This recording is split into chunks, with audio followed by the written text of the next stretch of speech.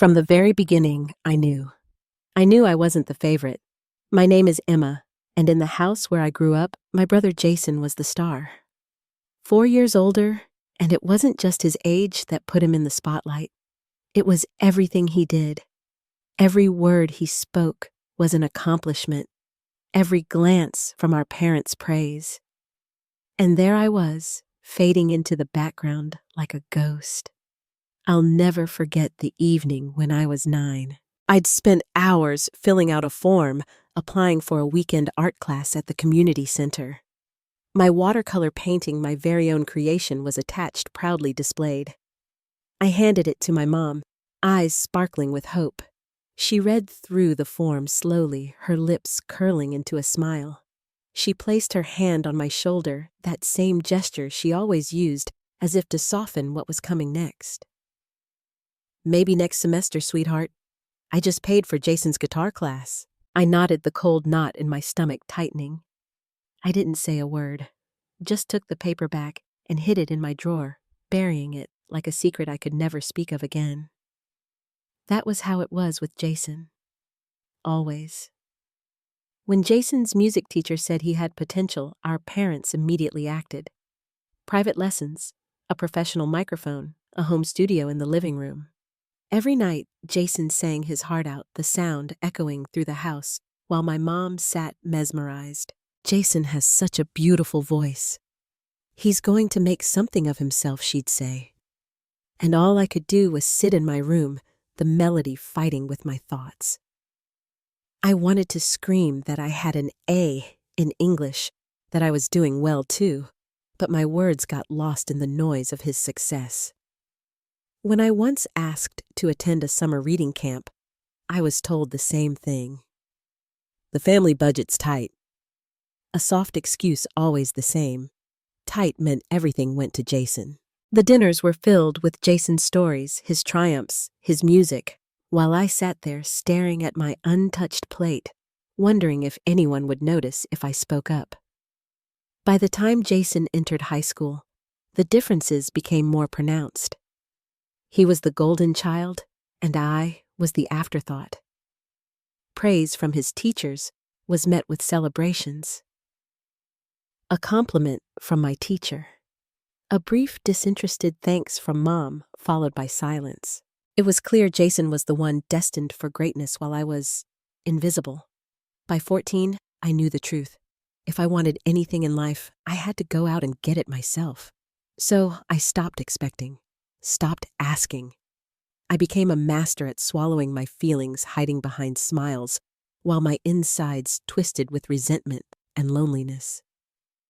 One day, I asked my dad why Jason always seemed to get more attention. He hesitated, then sighed. "Jason truly has talent. You're good too, but he has the kind of potential that can go far." The words struck like a cold blade. They weren't harsh. They were the truth, and I already knew it. It wasn't the rejection that stung. It was the confirmation. That moment when my dad looked at me and saw nothing more than a quiet, good daughter who'd never matter as much as Jason changed everything. I stopped waiting for recognition. I stopped hoping for applause that would never come. By the summer I turned 15, Jason had a full scholarship to Emerson University and a fully furnished apartment in our parents' name. Meanwhile, I quietly sought a part-time job. There were few options for a teenager without a car, but my grandparents, who owned a small antique store on the outskirts of Milwaukee, offered me a chance. The first day, my grandfather pointed to a pile of old books in the dusty corner. "If you can handle the smell and the mess, it's yours." I nodded without hesitation. Each afternoon after school, I took the bus to the store, a 40-minute ride each way. The work wasn't glamorous dusting, organizing, labeling, but it was mine. And in those old, musty corners, surrounded by history and forgotten treasures, I found something I'd never had at home: peace. Grandma would make me grilled cheese sandwiches and hot chocolate, and she'd say, "You may not be the center of someone else's world, but remember, you're the whole sky in your own." Those words became my anchor. 3 years passed. Jason cruised through life getting everything handed to him. He lived in a new car with weekly allowances, while I still rode the bus every night, my sleeves scented with wood and dust. I wasn't jealous of him. I didn't want his life. I just kept my head down and stayed busy. I saved every penny, kept every receipt. I enrolled in the state university, not as prestigious as Emerson, but affordable, and with a solid business program. I chose the practical route, the one no one would ever notice. When I received my acceptance letter, I printed it out and taped it to my bedroom door. No one asked. No one congratulated me. Jason was in his senior year at Emerson, on his way to an internship in Boston, and Mom couldn't stop talking about it. It was like he had won the lottery. I sat at the dinner table that night, quietly poking at my green beans, feeling more invisible than ever. Even if I'd gotten into Harvard, I thought she'd probably just nod and move on. I chose the practical path. I stayed at home, saved on rent, and threw myself into the grind. Each morning, I was up at 5:30 a.m. to catch the first bus, and by evening, I worked shifts at a nearby cafe. My schedule left no room for complaints. Instead, I immersed myself in building something more than just a future. I created a detailed budget plan, enrolled in free online courses, and bit by bit, I built a small fund I called my Freedom Account. It wasn't just money. It was the belief that one day I'd be strong enough to walk away from this place. I never asked my parents for anything toward my education. I even chipped in monthly for utilities, hoping that it would somehow matter. But my mom would often say, "Emma, you're so responsible, not like Jason." She always followed it up with, "He calls me every time he needs something." I smiled a thin smile, but inside something grew colder. Jason, their golden boy, was still their pride and joy. His graduation, a grand affair, was marked with a cake, fresh flowers, and a professional photographer to capture every moment. When I finished my freshman year with a perfect GPA, I got a single text. Well done. I'd grown used to it by then. Instead of craving attention, I poured all my energy into work and school. Patience and independence were my tickets out of this suffocating cycle of favoritism. But I had no idea that one day, the very money I saved through hard work would become a target, an unlikely one. Not from strangers, but from the very people who shared my blood. That day came when Jason graduated. It was the spring I was turning 21, and I still remember the call. I was restocking pastries at the cafe when Mom's excited voice bubbled through the phone. "Emma, Jason just proposed to his girlfriend, and she said yes." I wiped my hands on my apron, forcing my tone to sound neutral. "Really? That's great. Tell him congratulations." I didn't need to ask who it was. Since his sophomore year, Mom had been talking about Emily, the blonde girl from his business program in Boston. Every mention was laced with the same words, the kind of girl worthy of Jason. I skimmed through the family group chat later. A photo album attached Jason and Emily's engagement at sunset, the proposal captured by a plane pulling a banner across the sky. A diamond ring, nearly the size of a fingertip. I closed it and went back to my finance assignment. But that was only the beginning. 2 weeks later during dinner, my parents casually mentioned that they had decided to take out a loan to fund a proper wedding. "For Jason, this is the most important day of our son's life," Mom said, her eyes gleaming. "He deserves the best. The resort, a live band, a 5-course meal, even fireworks." I set my spoon down slowly, trying to keep my voice steady. "What about the mortgage? That's still unpaid." My dad avoided my eyes. Mom let out a soft laugh, dismissive. "Don't worry, your father and I have it all figured out. As long as Jason and Emily are happy." I said nothing more. I knew by then, no matter what I said, I'd always be on the outside of their decisions. From June to September, our home became wedding headquarters, cluttered with gifts, fabrics, and invitations. The event would cost nearly $48,000, and Mom took a leave of absence from work to focus entirely on it. Meanwhile, I kept working morning shifts at the cafe, going to school in the afternoon, and helping clean up the house in the evenings. One day, Mom handed me a large cardboard box. "Here's your bridesmaid dress.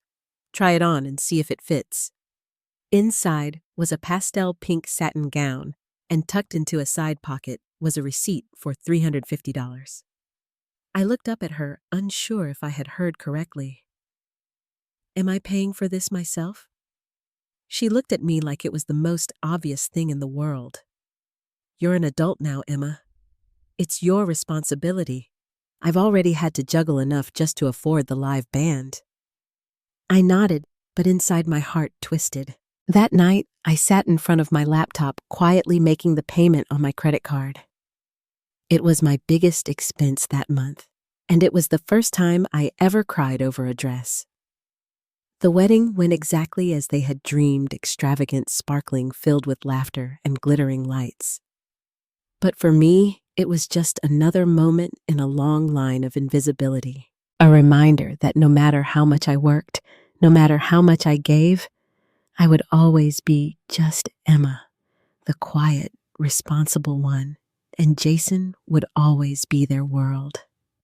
I wore the expensive bridesmaid dress, stood beside the happy couple, smiled under the chandeliers, and played my part perfectly. No one knew the truth the night before the wedding. I had to walk nearly 2 miles from the bus stop home because I had missed the last ride. No one asked how many hours I'd slept that week while I was helping set up the grand event. They were too busy celebrating Jason's happiness to notice the toll it was taking on me. After the reception, once the guests had gone, I stood at the sink beside Grandma washing glasses. She glanced at me, and with a softness that barely reached her tired eyes, she said, "I'm proud of you, Emma. Not for standing on stage, but for standing strong when no one was behind you." I smiled a rare, genuine smile that no one else saw. In that moment, I thought it was all over. I thought I could breathe again. I was wrong. A year later, Jason and Emily announced they were moving to Connecticut to manage a new branch of Emily's family business. My parents sent them off with tears, long hugs, and a starter fund of nearly $12,000 pulled from a second mortgage. They never once mentioned it to me. I stood by the door watching them leave. My chest felt strangely cold, not from jealousy, but from an unsettling gut feeling. This wasn't about rivalry or bitterness. It was about the realization that the weight wouldn't fall on Jason anymore. It was mine now. After Jason and Emily's wedding, the apartment my parents had rented for him near Emerson sat empty. I knew it well. 2 bedrooms, a small living room, an open kitchen, and a bright balcony. It was just under a 15-minute walk from the campus where I was studying in my final year of college. Juggling full-time classes and 2 part-time jobs had become a race against the clock. The buses were almost always late. I was starting to burn out, especially on Sunday nights after a long evening shift at the cafe. I cautiously brought up the apartment to my parents.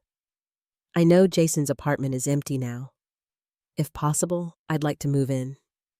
It would make studying and working much easier." Mom looked up from her phone, exchanged a glance with Dad, and replied flatly, "If you want to live there, you'll need to pay rent." "But Jason didn't pay." I blurted, the air in the room thick with tension. My dad folded his newspaper, his voice calm but firm. "The financial situation is different now, Emma. We just took on another loan to cover Jason's wedding. We can't afford to support you." I swallowed the rising frustration, pressed my lips together. They weren't wrong. They had the right to set terms for their property. But the double standard was impossible to ignore. In the end, I agreed to pay half the market rate, just as Mom proposed. I'd cover all living expenses and utilities myself. That weekend I moved in. The apartment still had tape marks from Jason's old posters on the walls and burn marks on the carpet from his last birthday party that had never been cleaned. I didn't complain. This at least was the first space I could truly call my own. The following month, I graduated from college with honors. While my friends celebrated with parties, my parents sent me a pre-printed card that simply read, Proud of you. No cake, no flowers, no family dinner. I let it go. Something better was waiting. I was offered a job at Westmore and Lanning, a well-known financial firm downtown. The starting salary far exceeded what I had expected. I shared the news with my parents over the weekend. Mom listened, then said flatly, "Good. So starting next month, you'll pay full rent." I froze. We agreed I'd only pay half until I was stable. "Well, you're stable now," she cut in without hesitation. "A big company like that, a good salary too. There's no reason you shouldn't pay in full." I didn't argue. I knew by now every conversation like this would end the same way. I would always have to give in. So from then on, I transferred the full amount every month on time, without fail. Not a single dollar late. I kept working hard, waking up at 6:00 a.m., leaving the office at 7:00 p.m., and returning to that worn-down apartment in silence. I ate a quick dinner, then dove back into my project work. I stopped calling home often. Every call from my parents was either about rent or another update on Jason and Emily's life. They had just moved into a new house in Connecticut under Emily's family name. They were expecting a baby. Jason had been mentioned in a local business article. Each time Mom shared these stories, I stayed quiet. I had learned how to listen without feeling hurt. It wasn't something I was taught, it was something I had to learn on my own through sheer necessity. It became a skill I mastered without anyone's help. One late night, an email from HR pinged into my inbox. I was being considered for a promotion to assistant project manager. 7 months in, and I was already on the internal advancement list. I couldn't believe it. I sat on the couch staring at the email, stunned. For hours, I did nothing but let the reality sink in. I didn't call my parents. I didn't want my success turned into another reason to raise the rent. I didn't want to be their excuse for squeezing more from me. A few days later, I opened the door to find Mom standing there holding an envelope. "Just stopping by to check on you," she said, placing it on the table. I didn't need to look inside. I knew what it was. "A notice of rent adjustment, a 15% increase starting next month." I looked at her, forcing myself to stay calm. "What's the reason this time rising costs and now that you've got a new position, right?" She said, her voice light, as if it were just another routine matter. I knotted my throat tight, then walked straight into my room and closed the door. In that moment, I knew one thing: this apartment had never truly been mine. And if I stayed, I would forever be nothing more than a walking wallet in their eyes. But I didn't leave right away. I had a plan. I wanted them to be the first to face the consequences. 3 months later, I had just finished an important meeting when my phone buzzed. It was Mom. "Emma, we need to talk about Jason." I sat in the car, still holding my cup of hot coffee, my hands shaking slightly. Her voice was softer than usual, a strange tension in it. "The company in Connecticut went bankrupt. Emily's family is furious. They say Jason messed with the records, overspent the budget without reporting it, and it turned into a huge fight. Now they want the house, the car, and even custody of the baby if there's a divorce." I closed my eyes. My gut instinct had been chillingly accurate. Now Jason, Emily, and baby Parker need a place to stay for now. Mom continued, her voice rushing urgent. "You know the apartment you're renting is the biggest one, and it has 2 bedrooms. I opened my eyes, sitting upright. "You're planning to move them in with me?" The silence on the other end stretched long. Finally, she said something that nearly made me drop my coffee. "They'll stay rent-free for a while, but you'll keep paying the full rent like usual." I let out a bitter laugh, not that she could hear it. I had been paying full rent on this apartment for 2 years now. "You want Jason's whole family to live here? And I'm just supposed to what?" "Keep funding it. It's only for a few months." "I know you'll understand," she said. I hung up without another word, but inside, my answer was crystal clear. This wasn't a request, it was an order. And I knew I no longer had a say. 3 days later, Jason and his family showed up. An entire carload of luggage, baby toys, a crib, a rocker, and even a fancy espresso machine that cost more than anything I had ever owned. Emily didn't say a word when she walked in, just glanced around, evaluating the space like she was deciding whether it was worthy of her presence. Mom came along too, walking through the apartment like it was her own. She pointed to my bedroom. "This room is quiet enough for Parker. Emma, you can sleep on the sofa for now." I stood still, staring. "This is my room. Your kid isn't a newborn. You don't need that much space," she said dismissively. "Babies need a stable environment. Don't you understand?" I wanted to say that I had once been a child too, one who had needed her own quiet corner to dream and rest, but never got it. But I didn't say anything. Instead, I stayed silent, packed my personal things neatly, and moved out to the sofa by the window. The next 3 months felt like a waking nightmare. I became the unpaid maid, the reluctant cook, and the sole financial provider for the entire apartment. Jason didn't work. He lounged in the living room all day, scrolling through his phone, watching old videos from his so-called successful days, sighing dramatically. Emily didn't work either. She ran errands or went shopping, leaving baby Parker with me right after my long shifts.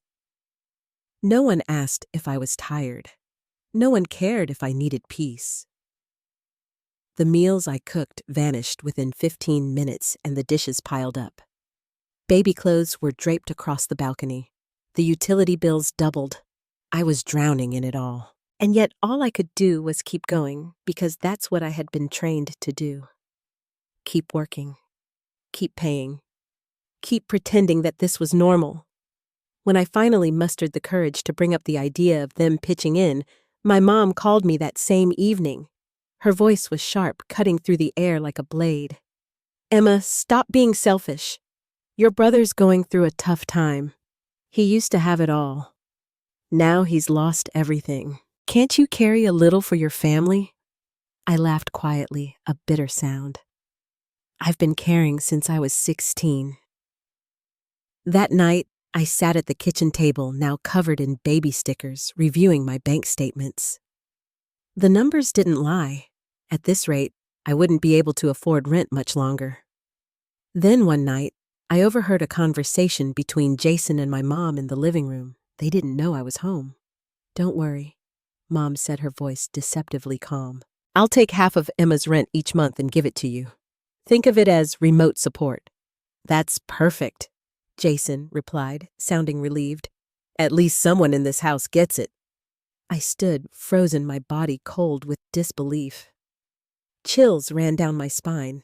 They weren't just taking up space, they were using me like a bottomless wallet.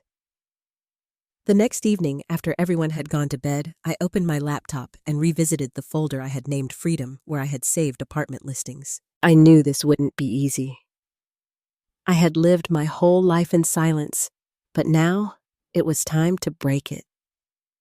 After my brother and Emily moved into my place temporarily, I thought nothing could surprise me anymore. But I was wrong. On a Monday morning, while I was rushing through a dry piece of toast before an online meeting, my mom suddenly showed up at my apartment door, holding a stack of papers. "Emma, we need to talk about the rent." I looked up quickly, swallowing my bite. I paid it on time.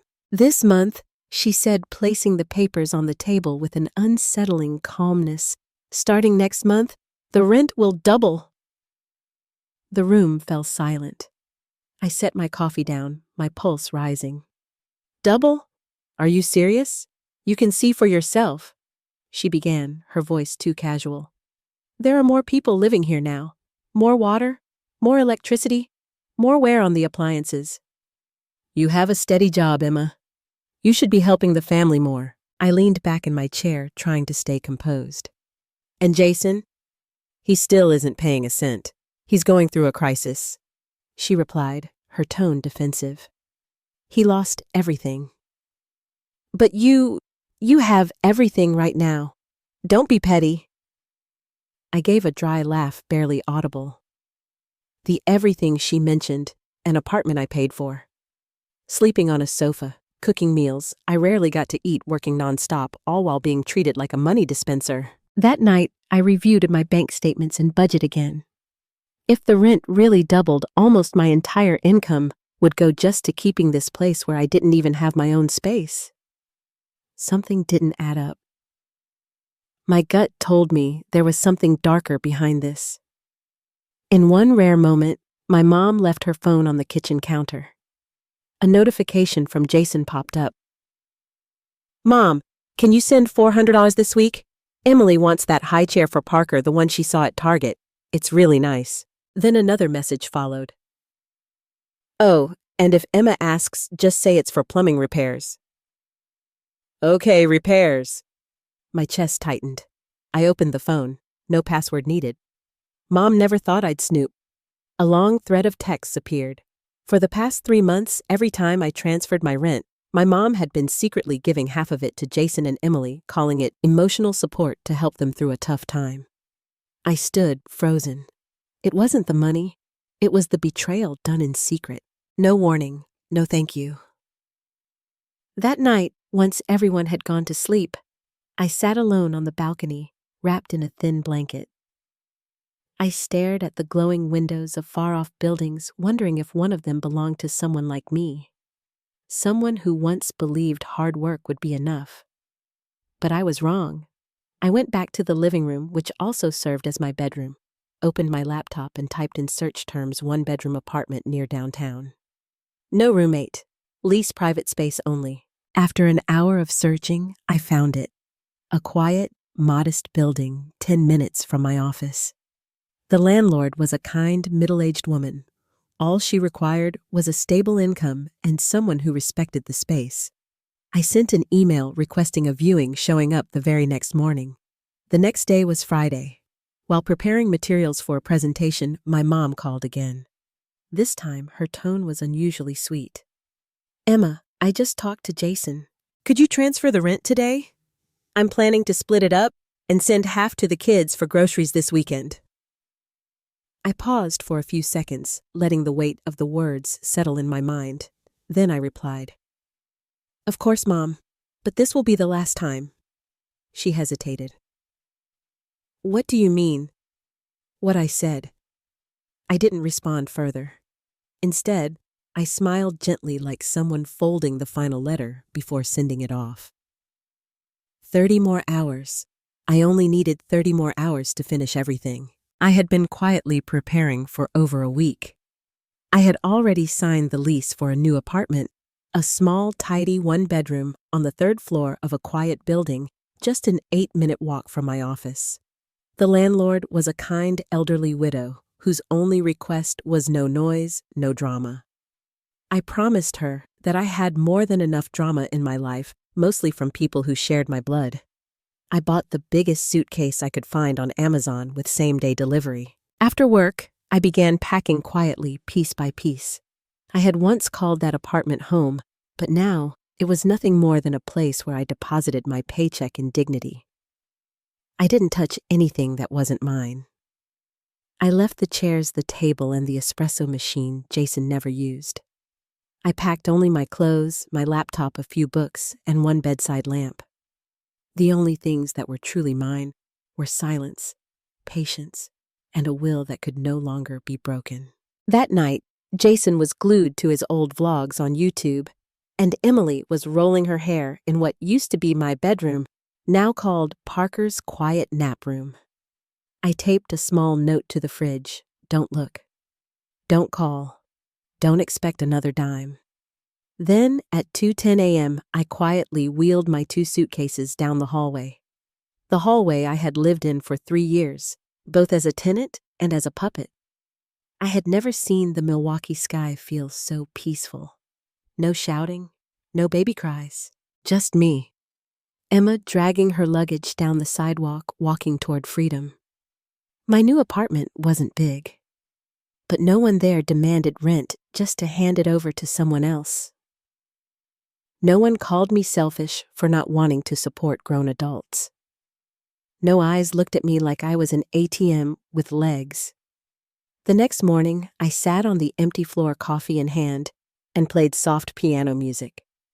As the notes echoed around the space, I knew I had just made the most important move of my life. A week passed. No calls, no messages. I exhaled. Then came the first of the month, the day I usually sent the rent. My phone rang. It was Mom. I didn't pick up. 3 hours later, a message came through Emma, just a gentle reminder, today's rent is due. Jason's planning to take Parker for a checkup, and I haven't been able to send them extra this week. I smiled. Just as I expected. I typed each word slowly, deliberately. Mom, maybe you haven't realized, but I moved out last week. You won't be receiving another cent. Not today, not next month, not ever. Less than 5 minutes later, the phone rang nonstop. I let it ring in silence. When I didn't answer, she sent a long message, half angry, half pleading. Emma, you're being unreasonable. You know your brother is going through a hard time. I only took part of your rent to help him get back on his feet. That's what family does. We share. How could you just walk away like this? I replied with one single line. Family isn't where one person carries everything and the others only take. Less than a minute later, a new message came, this time from Jason. So, you really bailed, huh? Congrats. Hope your new bed is big enough to hold all your selfishness. I read it and felt nothing. No anger, no resentment, just a strange, quiet relief. I was no longer trapped in a version of family built on duty and exploitation. I blocked their numbers after that. Every call, every message, every thread. That winter, the snow came earlier than usual. My little apartment was warmed by an old gas heater, but it still felt cozier than anywhere I'd ever lived. There was no invisible coldness from the people who were supposed to love me. I had just finished the first semester of my MBA with a straight A average. I'd started the program just to see if I could do it, but the more I studied, the more I realized I had stepped into a new world, one where my worth was measured by my knowledge, effort, and resilience, not by my last name or my place in the family. At work, I was assigned to lead a collaborative project with the Chicago office during a short business trip. That's when I met Logan, the head of strategy there. 8 years older than me, an alum of the same MBA program I was attending. We didn't fall into some movie-style romance. No lightning bolts, no late-night deep talks. It started with mutual respect. Then came short lunches, shared book suggestions, and eventually a peace I'd never known around a man. Logan never asked about my family, but when I told him briefly, honestly, he just nodded. Some people have to leave in order to really live. I had gotten used to being strong on my own, but with someone beside me who didn't want to control or take from me, I realized strength doesn't have to mean solitude. We weren't in a rush. Both of us had our past wounds, which made us more careful, more clear. Logan didn't show up as some reward after years of pain. He was a quiet confirmation that I had been walking in the right direction, and that there are still people in the world who respect boundaries. Meanwhile, through my grandma, I learned things were falling apart back home. Jason and Emily had maxed out their credit cards, couldn't afford Parker's preschool tuition. My mom had started borrowing from friends to maintain appearances. The same people who once worshipped Jason were now avoiding her calls. Grandma said, "Your mom cried in the kitchen one day, repeating, 'If only we hadn't let Emma go.' But the truth was, they never had the power to let me go. I walked away on my own, and they just couldn't stop me anymore. I didn't hate them. Hate takes energy to maintain. I had redirected all mine toward my career, my education, and myself.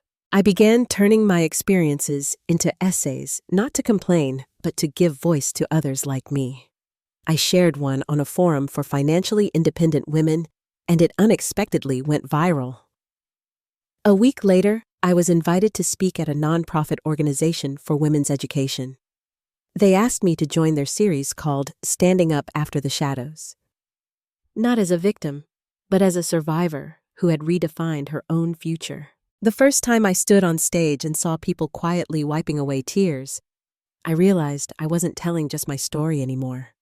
I was speaking for hundreds who hadn't yet found the strength. That night, I came home, opened my laptop, and pulled up the folder titled Family. I didn't delete the old photos. I simply moved them to an external drive and renamed the folder. Lesson learned. No bitterness, no nostalgia, just the understanding that I didn't need to carry everything forward to move on. That weekend, Logan suggested we visit his mom in Vermont. I hesitated, but he gently took my hand and said, "Don't expect anything. I just want you to know that family can also be where you're loved the right way." I nodded, not because I needed to be healed, but because I was ready.